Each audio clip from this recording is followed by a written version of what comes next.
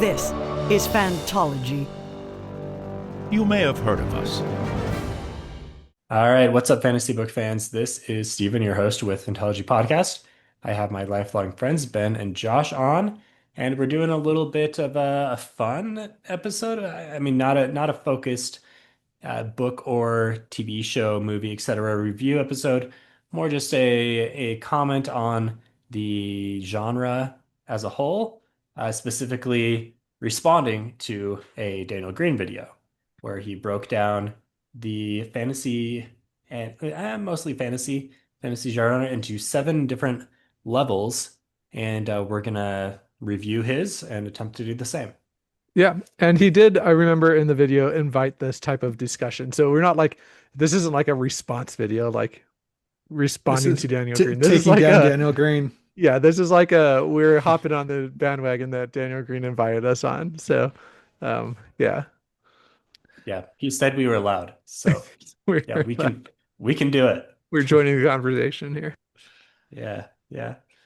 So he got this idea from a rap video. I think there was one also about like writers in general, but this is more focused specifically on Daniel's was focused specifically on fantasy. I think we'll do the same. We'll probably throw in some sci-fi thoughts as well. But we're going to go through and we'll play sections of his video so we can just kind of have the thoughts ready. We'll respond to each section, maybe offer some clarifications or alternatives, etc. Any other takes that we might have.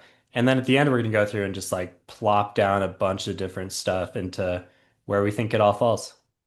Yeah, and to be fair, Daniel Greene might have done this, the seven tier ranking system, but we years ago did the Iceberg Fantasy um, podcast. So That's I'm right. just I gonna do say, remember if you the want, iceberg. yeah, the Iceberg Fantasy pod. So Hmm. we were delving plumbing these depths before. Yeah, that was more in terms of well known versus not well known. I don't. Yeah, I mean, there's going to be tier there in like tier set level 7 of this that would be like stuff in the yeah, surface yeah, level I get it, iceberg. I get it. But I yeah, just all right. you want Let's another let's let's get entertaining. into this. Let's get into this. But go watch Daniel's Okay. video. It'll make more sense. We're going to be playing clips from it. But yeah, Yeah. So we're gonna start this in tier two because tier one, Daniel calls AI slop and con artists. And I mean, that's a fair tier one to have. I don't know that we have much to say yeah. about that. Our kind So, of unofficial like editorial stance here at Fantology, to make us sound super legit, is we oh, nice. generally talk about books that we think we're gonna like. Like none of us really want to be reading books that we don't think we're gonna like. And so we just kind of naturally skew like our data to like not reading these books.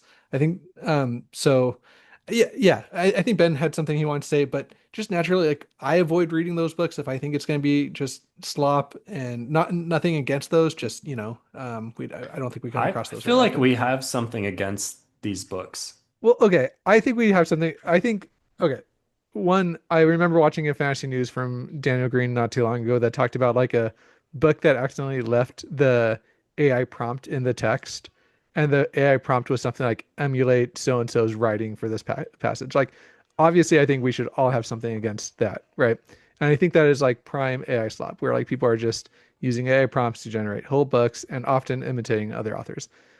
But I will say, I don't really know who those books are fooling. Like, I think that chances are they're the main harm of those books are that it's like pushing out indie authors within like the Kindle Unlimited space because now it's like increasingly hard to tell what is AI slop and what isn't because like how do you tell um with just a cover. I'm also concerned about the fact that AI slop is going to start like slopping up the narration, right? Like because now you can like have a narrated version of that book too. However, I just don't know anybody personally that like has ever even given like a single minute of time to these books. So I don't know how Right. much. I think that when we say we don't have anything against it, it's more just like I haven't seen Like firsthand the harmful consequences. principally, of course, Yeah. we have a stand against the principle of it. Yeah. However, I do want to suggest a different category for this tier one, if that's okay. Yeah. Real Yeah, quick, let's I hear have it. one more comment about that, and I know we need to move on.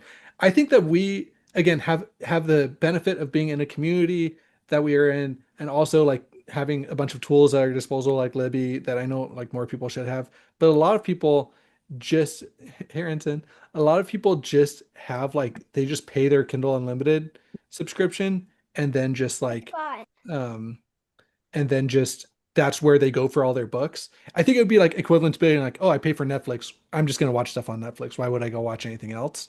And so I think that outside of our community, outside of our circles, it might be more of a problem than I think what you may have seemed like, Ben.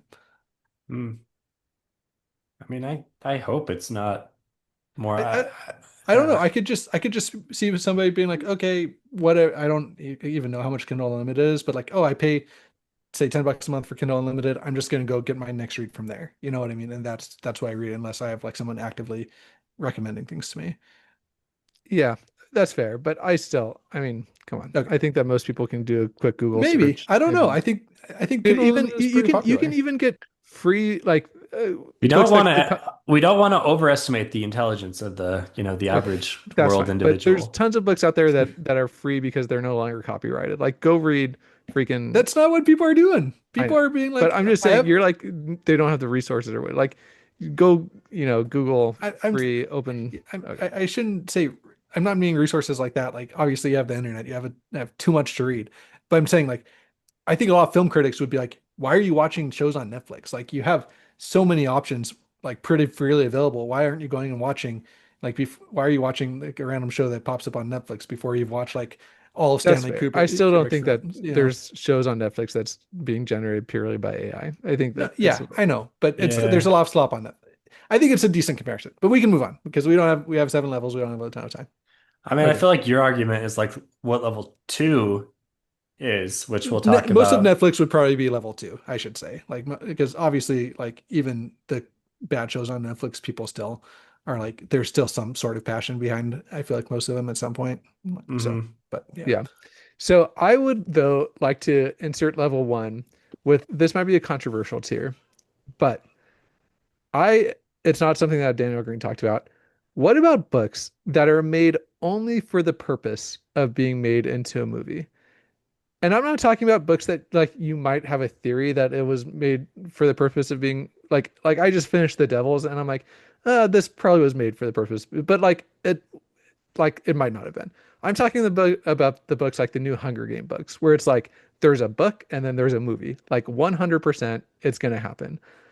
I think that there should be a special level below a lot of well, other books for that type of yeah, I think level 2 and like I think a lot of level 2 is kind of that in reverse, where it's he talked about like the Rebel Moon adapt like going from Rebel Moon to the books, or like a lot of the Star Wars books or a lot of the D&D books kind of fall in that level 2. So I think that usually those would be more like level 2 books where somebody actually has a purpose for writing it. okay. Um, That might be fair. I think But there's not that many. I mean, you have to be an established, like you have to be a very famous author to write to something write that well, it's to going to be with right. like knowing there's a movie deal that's yeah. closely following. But Ben's saying those people are probably talented enough to write like much better works Yeah. Like than why aren't we like branching off and I don't know. Like it's annoying to me because I feel like that is sucking up the oxygen for like almost like the books that I want to be made into movies. You know what I mean? so, And there is like this weird reverse Mm. thing. Like it, I don't know. I just have a problem with it because if you want to make a movie, just make the movie without making the book. Like you can do that too. Why do we need to like um I don't know, do this whole rigmarole where we make this book Mm. like just to yeah, get into like the movie. and like Suzanne Collins probably has more to offer to the world than just Hunger Games, but because like the profit incentives are such that like she's probably never going to make more money than just writing another Hunger Games book to be adapted into a movie. Yeah. So it's like, does that somehow lower its like artistic impact because that's probably where it's coming from. I think for me, this is like it's like a similar complaint to like why are we just making like sequels to movies? Like just come up with new movies. You know what I mean? Like it's the same kind of vibe that I'm trying to get at with these Mm. books, Because they all make more money if it's a sequel. Like right. I'm not trying to say that the sequels are bad necessarily. It's just like let's do something else here. So anyway, Okay. that's my proposed level one to replace because So and not even obviously it's not not as even the bad. quality, it's just the straight like Yeah. greed factor. Okay. Yeah. All right. Fair enough. Okay. Nice. All right. So there's Ben's level one. Let's tune in to start. Let's start over at Daniel's level two. Level 2, I'm calling Forgotten Failures. These are books who are not entertainingly bad. They are not something that people can gather much from. Even if they had some commercial success, the impact they've left with fans or on the genre is borderline indetectable if there's anything at all. You often will still find unoriginal stories, poorly thought out plots, no understanding of the beauty of writing. These at best are very rudimentally fine in terms of their stylization. And there's a trend I have found among books I would put in this category where the author is, while they may not be a straight up con artist, very ego driven, believing that they don't need to put in the time and effort to become one of the greats, that they'll just naturally be able to spin out a book that shakes the foundations of science fiction or fantasy purely because, oh, these are dumb nerds and I'm pretty great, watch me do it better. You also find things like The Fifth Sorceress in here. Many times they are just telling the Tolkien story again, and then you will also find franchise failures here as well. Like whatever the hell Rebel Moon was doing putting out books and comics. Just stop. That's not passion-driven at all. And most importantly, while the con artists and AI slop might actually put a sense of revulsion in you, at level 2, you very often are going to find yourself just going through what is a flat read. In terms of execution of things like world building, it'll be minimal or incredibly derivative. If there are any original ideas, they will likely actually clash with overall tone or any semblance of a theme that fails to be coherent once the climax is reached. This is the trash. It's stuff where you'll be very hard-pressed to find anyone ranking something from this category anywhere near their top 20 reads of all time, let alone a favorite. While there is AI slop in one, Forgotten Failures at least are human-driven slop. And an important note that actually differentiates 1 from 2 even more is 2 is commonly mocked or brought into circles like BookTube just to poke fun at because, you know, rant reviews are popular. 1 is hard to find. Like, you don't see a whole lot of people reading L. Ron Hubbard books because, like, you actually have to know the genres well to eventually discover these things that, quite frankly, I would even say fans of the genre are kind of more ashamed of than anything else. Gucci gang, Gucci gang, Gucci gang, Gucci gang, Gucci gang, Gucci gang. Okay. So the music you're hearing, if you're not watching, is he's doing the rap equivalent, going back to that rap video. And also, I apologize. I don't pay for YouTube, so there may be another ad or two in here. So I think he touched on a little bit of what we touched on in that conversation about like the Rebel Moon and stuff. And I think we pretty much already covered a lot of that level 2 with our previous discussion. One thing, sorry, Stephen, go ahead. Where are you? Yeah, I'm trying to think if I've read anything that I would like for sure put in level 2. There was one series that I think it was called like King's Dark Tidings or something that I read years ago. And I didn't care for it much. It just seemed super derivative and there was like really nothing of note going on. But I know there are like a bunch of books and I think it's like somewhat popular. So I don't know, I maybe think, that's just me. Josh, you read the Halo books, right? Do you think that would I mean, be? it was hard because I was like 12 years old when I was reading them. I thought they were pretty cool, but like maybe if I went back and read them, then I might feel more like that. Uh, Um, yeah, I don't know. Um, I thought they were cool when I was a kid. I think that there was more passion behind those, if I remember correctly. I think that they like actually did kind of round out the world a little bit. Um, yeah. But yeah, if Well, it was up to me, I would probably I don't care enough about the AI stuff other than like bad, don't do it. So I would just kill that tier, make it this tier level 1, and then like maybe split up level 5 into 5 and 6, something like that. I could see Steven, that. I know you read a King Killer almost dupe a few years ago. Do you remember that? I forget what that was called. Yeah, it's called The First Binding.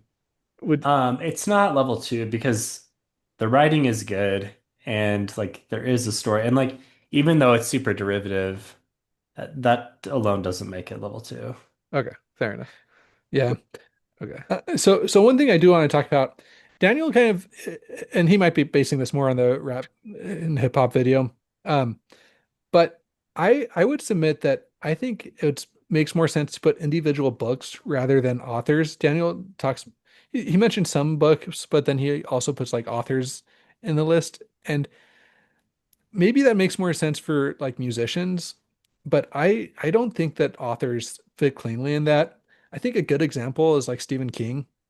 We'll talk about, some books in later tiers, maybe. But like I think Stephen King has some books that like are borderline like seven, like six or seven, you Like know, masterpieces. like masterpieces. Like Pet Cemetery, while it's like it was like deeply disturbing to me, but like in a way that like makes me respect it. Like that could probably go in seven. Same with it. Same with it. Yeah. Like these are things that like Daniel talks about how your life is different after you read them. And like I'd say that like Pet Cemetery for sure holds that place for me. Mm. But then there's like other books that do feel almost just like a little bit more sloppy, like for sure, maybe level three. I don't know if I would go level two for him because he's still like always competent when he writes. So anyway, I don't think an author like Stephen King fits neatly in any of those categories. So I think when I talk about it, I'm going to be talking about more like books, or I might say a lot of Sanderson's books fit in level 5 or 6 or whatever. But I Yeah. would, when it comes to like actually placing things, I would say it's better focus on individual books. That's fair. All right. Let's keep it moving. We'll go on to level 3. Gucci gang, spread their racks on new. Which this is then going to take us to level 3.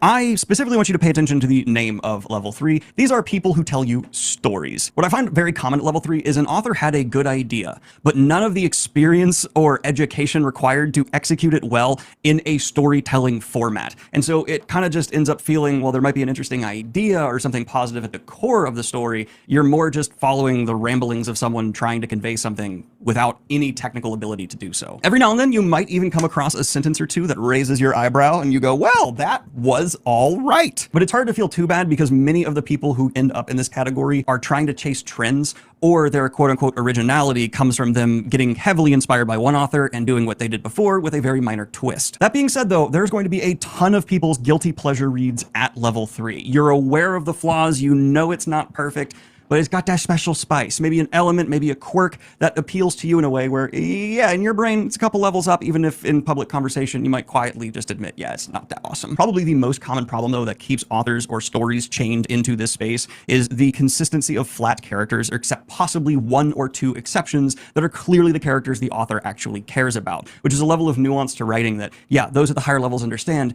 everything's got to feel alive. And so that breathing environment that you are so craving when you go into a fantasy world is unable to feel real because there's just cardboard most of the time filling in the personalities, and by extension much of the world comes across rather lacking depth as well. You can also be lumped into this category just from having egregious violations of other kinds that end up sinking your overall works. Many things I would put in here are the Sword of Truth series, John Carter of Mars, The Inheritance Cycle, and Forgotten Realms. I know some people are going to be mad at me, including a couple of those names here, but if you look at what this video is trying to be, the levels of fantasy book, I am not saying level 3 is bad. It's mid. And if you look at the full scope of the fantasy sci-fi space and then also compare it to what Forgotten Realms is most of the time, yeah, it ends up right in here. And I will say Forgotten Realms is a good example of not every criticism I put from one of these categories is going to apply to every single book. For example, I think the scope of Forgotten Realms is actually well enough structured to be consistently a source of joy for that series. But very often at level 3, you will find stories that completely fail to build their scope and presence on the page, that rambling through the story just makes it feel like you are never actually building something out. Nothing exists beyond the room the characters currently occupy. What is more common here is interesting concepts that are good on paper, but are rarely developed into anything truly amazing or epic. When I do that, soldier boy, I lean to the left.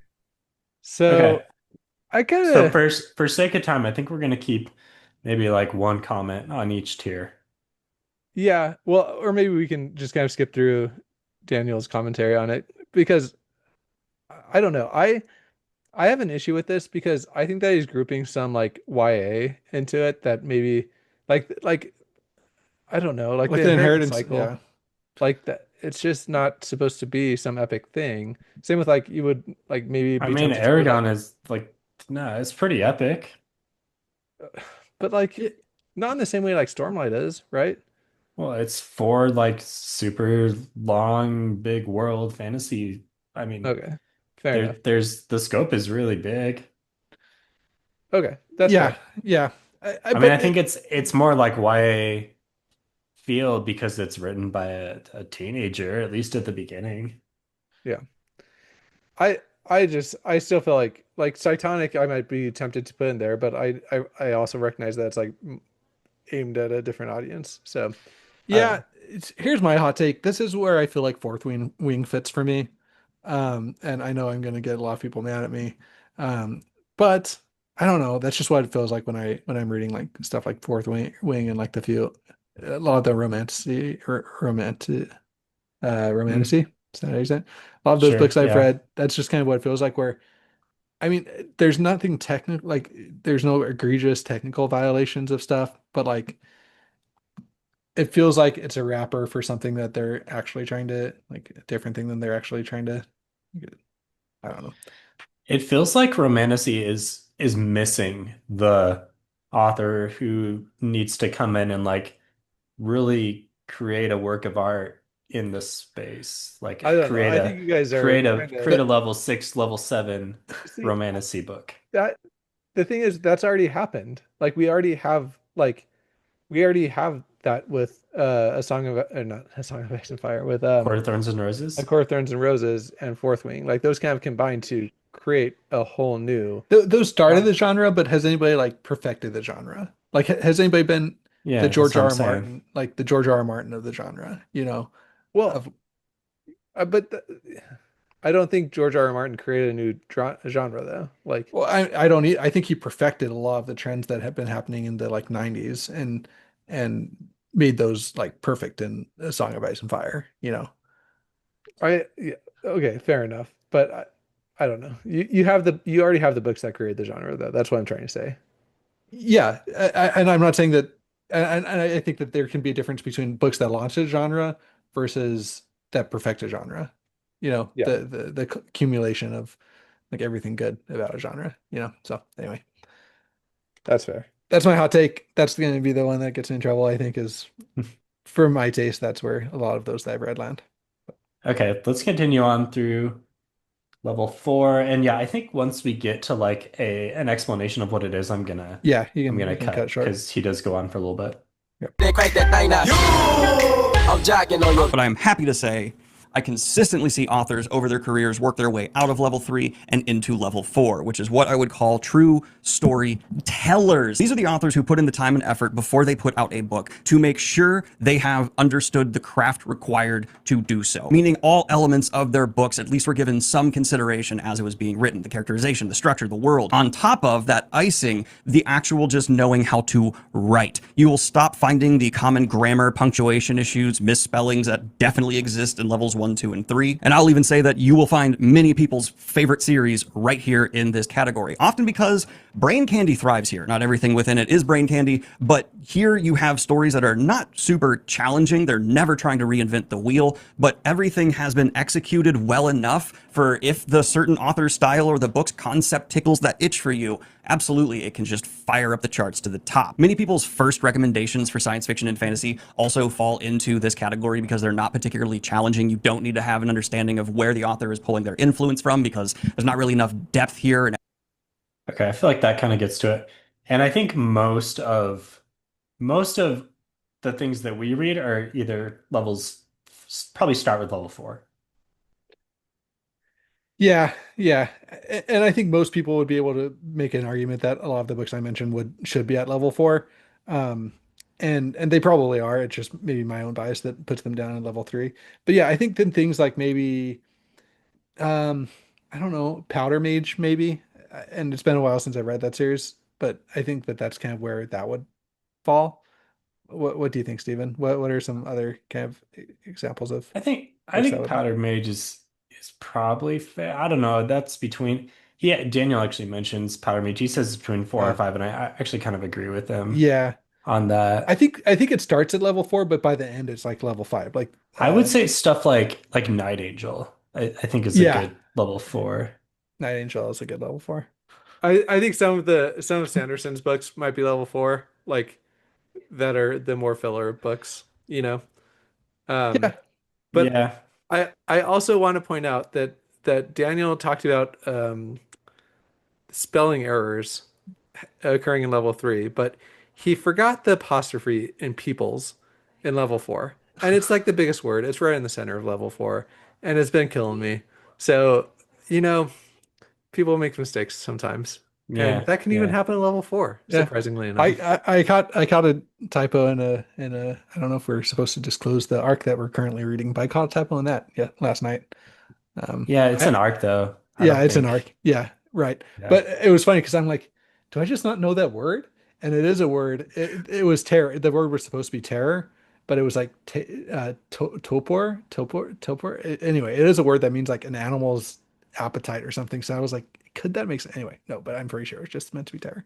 But yeah, I don't know. But that's what I'm saying. Like a good edit, like is a good editor the difference between like a 3 and a 4? You know what I mean? Like if that person didn't have a good editor and that like slipped I think through, in some case, yeah, I think in yeah, some cases, but not just in terms of writing, but also a good editor in terms of like story structure yeah, for and sure.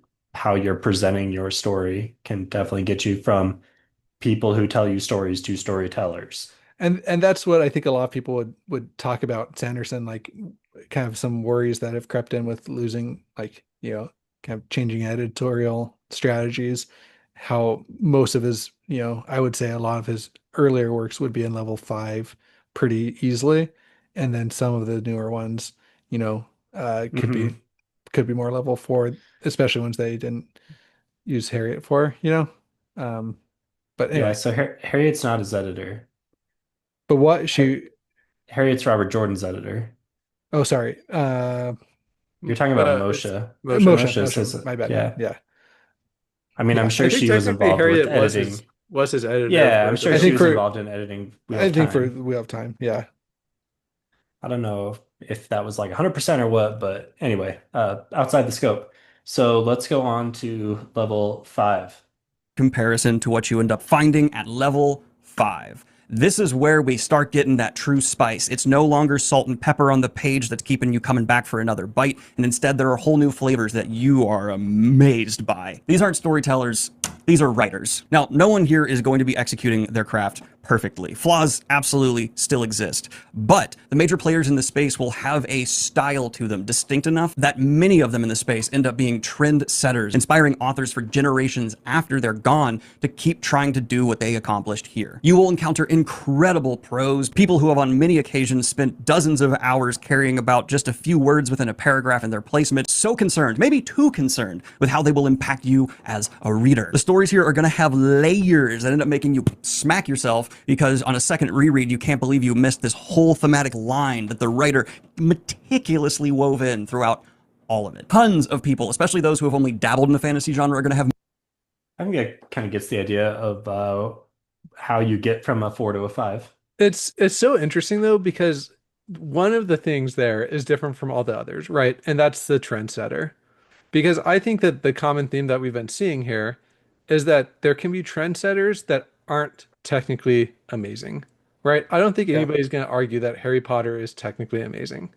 I don't think anybody's going to argue that Fourth Wing or A Court of Thorns and Roses are technically amazing, but they were definitely trendsetters that a ton of other people emulated and probably forever changed the genre. So I don't know really where that puts books like that. Even like Twilight, like Yeah, for yeah. sure, Twilight. I don't Mm, see. I don't know if Trendsetter really by itself is enough to earn a But spot in there level has to be a 5. level for that, right? There That's has to true. be a level for Yeah. mass trend setting. Um, Oh, that's a that good does point. forever change the genre. That's I a feel like good point. there's different types of trends that you could be setting, right? Like you could be setting the trend of here's this new subgenre of romantasy, or Yeah, you but could I be don't think setting, yeah, go ahead. I just don't think that I like for example King Killer. I don't think really was a trendsetter. I think it was just amazing writing, right? Um, and I mean, there's a lot of, I would say it doesn't need to be a trendsetter in terms of it is inspiring a new genre or subgenre. A trendsetter is one where authors, if asked, like, what are some books that inspired you, would bring up those books, right? And well, you now can you're see getting to those like the author's elements. author, and I think that that's also like a little bit different than being like what a trendsetter is. Eh, I mean, we're talking about the trends of the genre, not necessarily the trends of what sells. Okay. I guess okay, but like You know what I'm saying? Like there's these huge box office commercial successes that have forever changed the way that fantasy is like stylized, right? I think you can argue that Sanderson did that. I know you can argue that Romanticy, like ACOTAR and Fourth Wing did that. And I think like Harry Potter and Twilight would do that. But like I think that that's probably like and probably Game of Thrones, would be that there too. Yeah, I just but don't know. Like, I think you can you're probably saying, count but that. a lot of that is probably in level four, Maybe, yeah. And I just don't know. Like, according to how Daniel has described it. right. Yeah, But exactly. because And I it's a just don't know if trendsetter, like, so in order to progress past that, do you need like that plus like all the technical ability of weaving in thematic elements and like all of that in order to so progress up? so here's the question. If everything else about it is like a level 4 or maybe even like a level 3, but it sets a trend, then does it automatically get pulled up to a level 5? And that's what I'm saying. I don't know. Like, but I do think that I you don't have think to so. ascribe some type of weight to it. But it's a good point. Like then you're acting pretty like snobby and dismissive like I was towards like those romantasy books. I But mean, then but I it is kind of feel like just because a book reaches mass commercial success does not but it's not necessarily just like, mass commercial success. It's then inspiring a bunch of other works in that same subgenre. but is it inspiring people to write exactly the same or tell the same story, or is it inspiring them to be, yeah, what am I trying to say?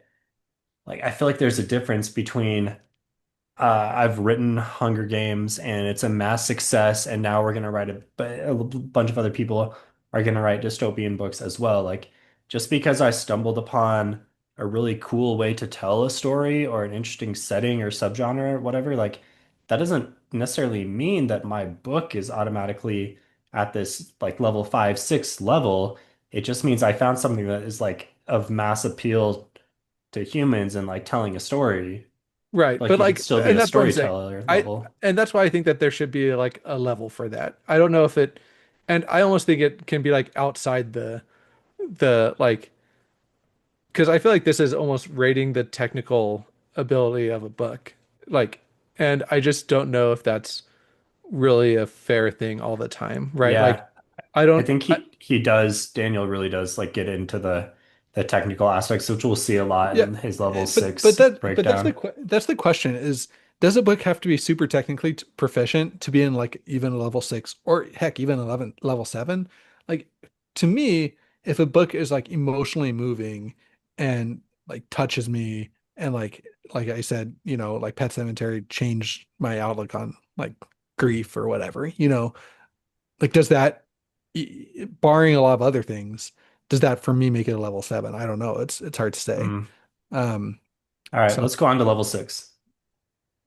Entire genres have come from one individual's mind that put out a book and inspired new. And this is going to be the territory for fantasy where the actual genres are serving their peak purpose as well. Every single little detail woven into the story is there for a reason, constructed by the artist to make sure it's helping convey either a greater sense of being transported into the story or serving a purpose directly related to the themes or some subtle detail you're not even supposed to pick up on as a pattern within their writing. Here's where you start having authors who know how to communicate with you in almost the meta of their books. And many authors in this space actually want to challenge you, have you be uncomfortable as a reader, work harder, look deeper to actually understand the why of certain things happening in their book. People who don't like this space can often sound similar to those who don't like super lyrical rappers. Yes, they have a point that it's not exactly an easy listen, but it almost feels disrespectful to the art form to not have an appreciation of what is being accomplished. It's a level of creativity that So that was we missed it, but this is level 6 legends.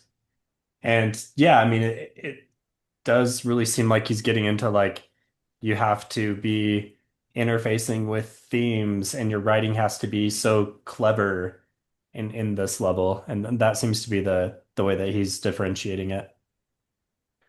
again, yeah, this is which, go ahead, Ben. well, I was going to say, like, I just don't, from a practical perspective, I think that the books that become legendary don't like necessarily all have those things. Right. And so I would take issue with this premise, but not to say that there shouldn't be a category for books that are just incredibly technically proficient. Yeah, like it's hard for me to say that something like Harry Potter is below like a level 6. And again, I think that this is where I think it makes more sense to slot books in rather than authors because like I've read other things by J.K. Rowling that have been like, level 3 or whatever. I don't Mm. love her other works, but like it's hard to understate the amount of like joy and like magic that Harry Potter has brought and is still bringing to like millions, if not like billions of kids. You know what I mean? And So so it sounds like what both of you are wanting in a fantasy levels is really just like impact of the stories. no, not even like mass cultural impact, but like the potential No, that's like well, yeah, I just it's almost think hard. that that's what's implied when you call a category legends. Like, Yeah. um, Yeah. Yeah. but yeah, I Yeah. don't I know. mean, like I don't he want to be put too critical of the list because obviously, like, there should be, like Daniel was saying, there should also be a space for books like this. like he puts Dandelion Dynasty in this tier. And I read the first book. I thought it was fine. I haven't finished the series, so can't fully comment, but I would not say it's a legend of the I mean, yeah, it does seem like legends need to be like the ones that have really been around for a long time. And a lot of people would very clearly say, like, yes, of course I read this one. Every fan of fantasy, everyone that writes in fantasy has read this story type of thing. Yeah. Yes, and that's where I think I'm being super wishy-washy, but I think at some level, I think it is up for interpretation, because I think that there might be some books that just really resonate with someone that could be considered a legend for them, and not Mm, not achieve like super mass success, you know. okay. Even like Emperor Soul by Sanderson, I think would technically is probably his best work. Like if you look at, it's like his Hugo winner. It's super inspirational, super motivating. It's probably one of his like lesser sold works or whatever. Like if you look at the charts and everything, I'm sure that it doesn't chart nearly as well as a lot of his other books. But that would probably be one that I think a lot of authors and a lot of his big fans would put on like a level 6. So there's my thought. But in making this list, I don't think Daniel would disagree with you in that levels 4 and 5 is where most of the commercial success has been. Okay, fair enough. But then So, yeah, then it's like legends. Then it's hard to consider those that don't achieve a lot like wide.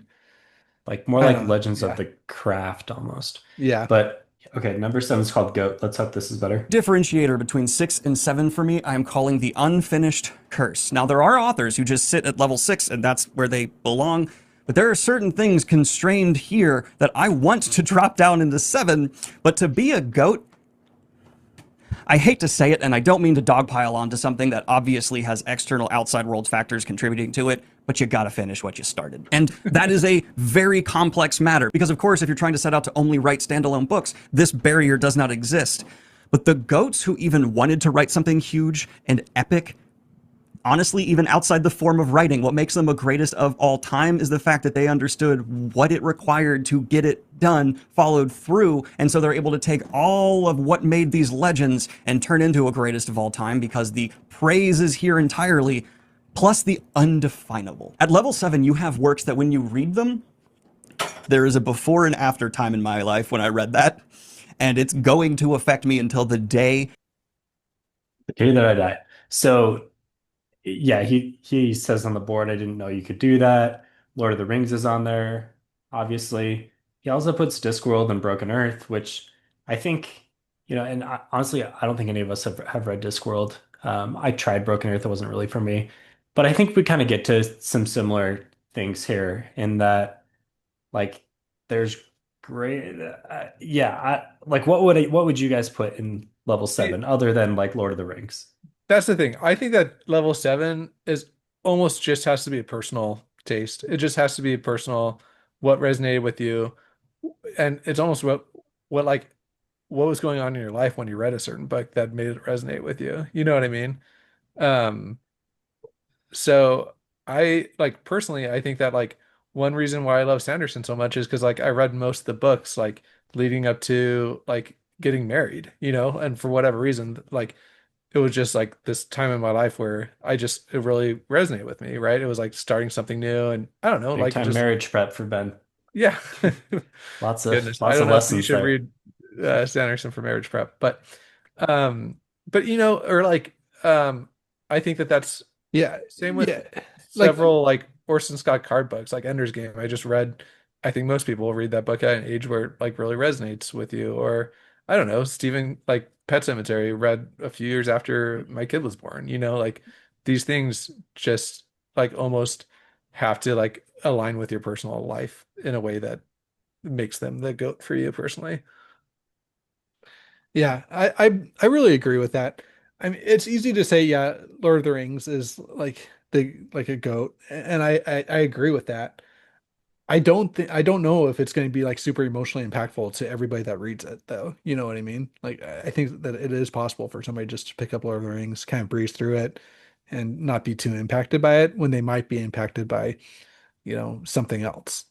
So I think that Daniel, I think my biggest critique of this video, um, and I don't know if I have a better strategy to do it, but is kind of acting like um if you had like the perfect algorithm, it would be able to sort all these books like kind of independently of people's emotional reactions to them. That's kind of how Hmm. I feel like he's talked about them. You know what I mean? Leading up until level 7, where he's like, there's a before time and an after time when I read this book. That's not that's so that's kind of my main issue with it is I think that there's a lot more subjectivity. I think that authors can have a lot in level, like in every different level. I think honestly, Sanderson has everything from like a level 3 or 4 all the way up to like level 7. You know what I mean? And so it's really, really hard, I think, to be as kind of rigid as he was in this video. Hmm. So yeah. Yeah. So with our last 5 minutes here, let's go through. I'll just kind of rapid fire. I'll spit out a bunch of books and series, Ooh, and you guys tell me just tell me which tier. No philosophizing on why. No Okay. argument. Just tell me where it fits. All So right. let's start with Stormlight. Stormlight, as a series, Yeah. yeah, 5. As what else? yeah, I Well, think I think that there's certain books in there that I would As the say magic. Way of Oh, Kings okay. 6 or 7. Um, I would say like Rhythm of War 4 or 5. Fair. yeah, I'd say 6. I do six as well. Okay, Mistborn. If you want to separate it between eras, you can, but Mistborn. Mistborn Era 1 6. 6. Era 1, 6, Era 2, 4. 4. 4. Yeah, I 3. agree. No, 4. I think 4. Okay. Anyway. Wheel of Time. Uh 6 s- borderline 7. 6. Yeah.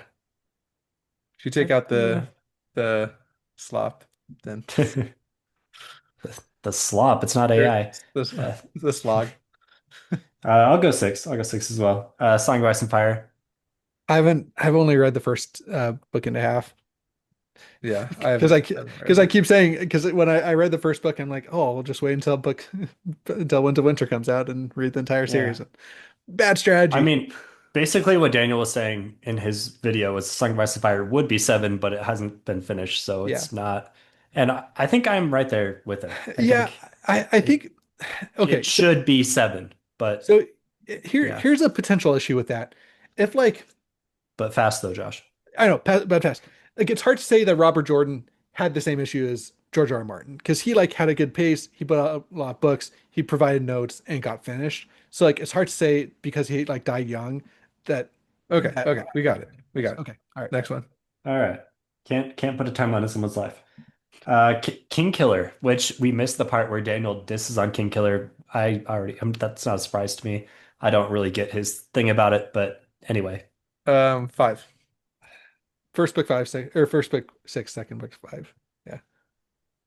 This I'm the same as Song of Ice and Fire. It's six if it ever gets finished. Could be seven So, depending on how good the final book is. okay. Okay. Dresden? Uh, 5. 4. Dresden's probably 4 for me. Greenbone? 5. Uh, 4 for me. I'm only a little bit into the second book. So, Oh, I'll do 5 as well. I mean, and this is where it's not the more you like it, the higher it is, right? So I'll put Greenbone as a 5. Gentlemen Bastards? 5. 5. Yeah. Yeah, I think 5. 5 feels right. Red Rising? 4? Um, 4. I've only read the 4? first book though. So yeah, maybe even 3 for me. I But think 4, but from what I've heard of the second half, I think it might rise to 5 territory. People, it seems like, really like the second half. Yeah. First Law. 6. 5. I think 6. Not like every book is a 6, That's but the series as a whole. yeah. The second book is off-putting to me, but Poppy War. Did you guys read those? I read the yeah, first one. I'm gonna say 4. 5 because of the themes. Yeah, I think I'm gonna keep it at 4, but I like what you're thinking. Like I think the development and ability to like deliver a hard-hitting theme is a really big mover along this timeline. Let's see. We talked about Powder Mage. How about Farseer or Realm of the Elderlings? Any Robin Hobb that fits in there. I think Again, this is like personal to me. That I think that was my first like epic fantasy, honestly. So I'm gonna go 6. 5. Yeah, I like 6 as well for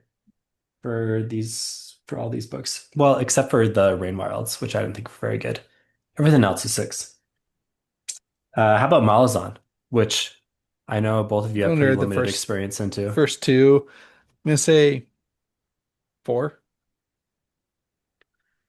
Yeah, But 4, with 5. respect, with like again, maybe 5, just like considering the impact it's had. But the thing is, there's the impact is there, but like there's no Malazan like replicas that I Yeah. know of. Like I don't hear anybody who's like, oh, if you like Malazan, you should really read this. I bet that does exist, but maybe it hasn't gotten super commercially popular. I think it's a 6, but Malazan's a super unique series, so it probably for different reasons. I mean, if you're talking about themes and hard-hitting stuff, like it's there, but it's got other weaknesses and other things people like and don't like. How about Murderbot? I've Mm, only read the first one, so I'm gonna say 4, 4, 4. yeah, this one 4 for me too. Um, I'm between a 4 and a 5. I think it's got some good themes, but yeah, it kind of meanders. So where would you put Harry Potter? 6 for me. Yeah. If I just like think about the impact on my life, yeah, 6, 7, Yeah, like maybe Hmm. even 7. Yeah, 7. but it's just so hard to underestimate because like that was what got me into like really reading. That's Yeah. like without Harry Potter, I don't know if I'd be a like quote unquote reader. You know what I mean? I Hmm. don't think I Yeah. would be. Like give it 50 years, assuming Harry Potter is still like, the But it's already childhood been 30. book. Yeah. Yeah, I guess 30. Wow, that's crazy. I mean, I think it came out in 97, so not quite Yeah. 30, but Yeah. like Yeah, That's crazy. Like I that commented. means by Yeah, the time I was reading Narnia, it was almost as old as Harry Potter is that's now. wild. Yeah, like I commented on a capture and words video about he was saying how it seems like it's too early. He liked my comment, Mm. but like how it seems like it's too early for another Harry Potter adaptation. I'm like, it's been 25 years since the wait, it came out in 2000, right? 2001, 2002, I think. 2002. So it's been like 23 years since the first Harry Potter movie came out. Like, is that if that's not long enough, I don't know what is. You know what I mean? Mm. Yeah. All right, a few more, but let's just end with like three body problem. Ooh, I'd say 6. I haven't read it. Uh, I think I don't know.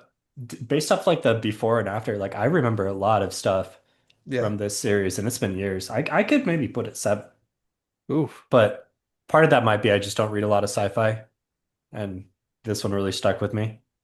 Yeah. Yeah. Wait, All I right. want to hear. I want to hear one 7 book from each of you. I know we gotta go, but I want to hear a 7 book. Yeah, I think I talked about like my kind of hot take 7 book would be like Pet Sematary and Harry Potter. If we're talking book only, then I'm gonna say The Name of the Wind Ooh. with no strings attached of not being finished, This blah is blah your blah. this is your hook. This is your one night stand book. Like you don't need to Yeah. Yeah, the one consider night any stand other book. Yeah. implications other than just Yeah. the pure bliss of the moment. Yeah. Yeah. The sexiest book in the world, One Night Stand. Yep. I think I froze on a really awkward screenshot of me, but I think that it is going to be Way of Kings for me, like in terms Hmm. of before and after, and like what it did for my reading journey. Yeah, totally fair. It's Nice. probably up there. That might be the next one after Name of the Wind. Dang, yeah. All right, so we'll link Daniel's video. Check out what he did. Leave us your comments on where you would put certain books, how you would adjust the levels, etc., what your thoughts are. We were a little bit all over the place, but I think there's a lot of different ways that you could take this video. If you like what we're doing at Phantology, jump on our Discord and feel free to chat with us about whatever. We've covered a lot of different books and series. You can find invites to the Discord in the episode description below, and we'll see y'all later. See ya.